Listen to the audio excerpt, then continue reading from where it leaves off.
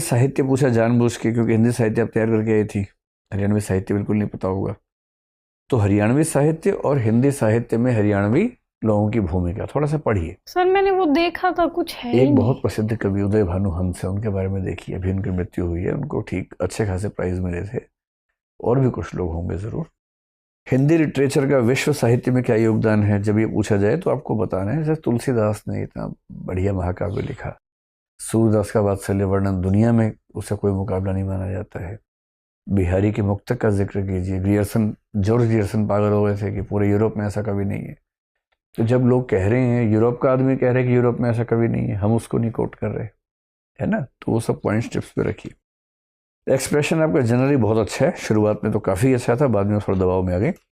एक फिजिकल को आप फिजिकल बोल रही हैं, इसको ध्यान से नोट कर लीजिए। और चेंजमेंट कोई शब्द नहीं होता है, चेंज ही बोलना है। चेंज भाववाचक संज्ञा है, तो मेंट की जरूरत ही नहीं है। मेंट हम लगाते हैं भाववाचक संज्ञा बनाने के लिए, तो चेंज तो पहली संज्ञा है ना।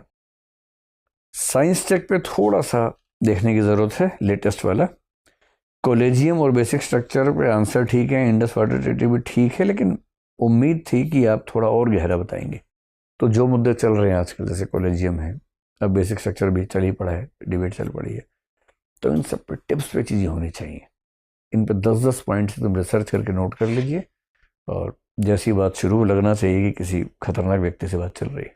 ठीक है, बेसिक सुझाव हमारा है, करंट अफेयर्स पे काम कर लीजिए। मेन ऐसा है कि थोड़ा डेप्थ वहाँ लैक हो रही है। मम्मी वाले भी मैंने जानबूझ के थोड़ा चेंज किया सवाल इस बार, कि आप अगर मम्मी से इतना ही बात करने का शौक है तो मम्मी की उम्र में क्या क्या दिक्कतें होती है पता होना चाहिए, लेकिन ऐसा लगा कि आप वहाँ ब्लैंक हो गए। तो जल्दी से स्टडी कर लो कि 30 की उम्र के बाद से ही किस किस उम्र में क्या क्या प्रॉब्लम्स होती हैं, और टेक्नोलॉजी में क्या क्या उसके लिए सॉल्यूशंस हैं।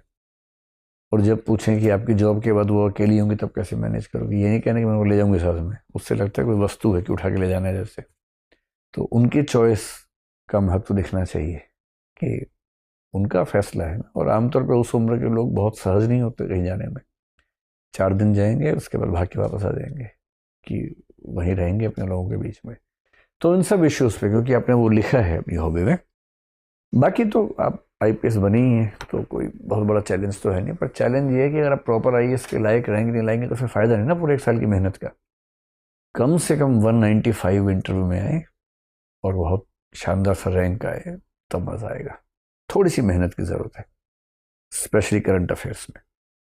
शुरू के 10 मिनट का आपका एक्सप्रेशन शानदार था, मैंने लिखा कि शानदार एक्सप्रेशन है। धीरे धीरे जब वो नॉलेज में मामला फंसता गया